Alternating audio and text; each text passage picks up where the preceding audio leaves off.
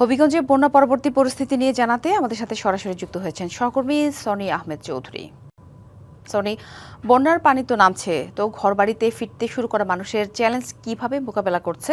এছাড়া ফসল ও মাছের ক্ষয়ক্ষতির পরিমাণ কি নিরূপণ করা সম্ভব হয়েছে কিনা? একই সাথে জানাবেন পুনর্বাসনে প্রশাসনের পক্ষ থেকে কি ধরনের সহায়তা করা হচ্ছে? ধন্যবাদ আপনাকে। আসলে গত বৃহস্পতিবার রাতে হবিগঞ্জ সদর উপজেলার লস্করপুর ইউনিয়নের কালীগঞ্জ এলাকায় খোয়াই নদীর প্রতিরক্ষা বাঁধ ভেঙে হবিগঞ্জের প্রায় 25টি গ্রামে বন্যার পানিতে প্লাবিত হয়।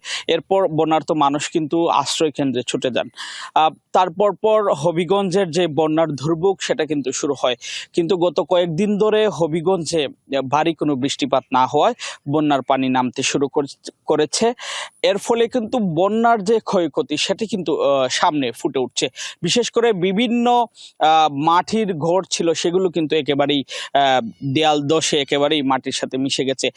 পাশাপাশি হবিগঞ্জে প্রায় 1285 হেক্টর আউশ ধানের ক্ষেত সেটি কিন্তু নষ্ট হয়েছে। পাশাপাশি আমন ধানের বীজতলা, ফল বাগান বন্যার পানিতে নিমজ্জিত হয়েছে।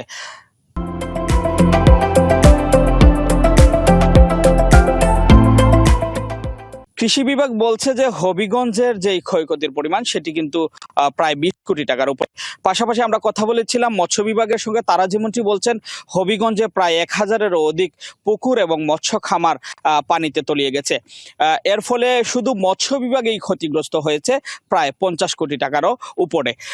জেলা প্রশাসনের সঙ্গে আমরা কথা বলেছিলাম, তারা ইতিমধ্যে প্রাথমিক যে তালিকা করেছেন সেখানে তারা 6445টি পরিবারের তালিকা তারা সংগ্রহ করেছেন।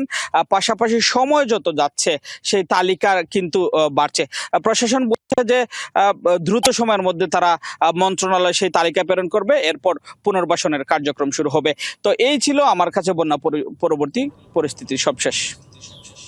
ধন্যবাদ সনি।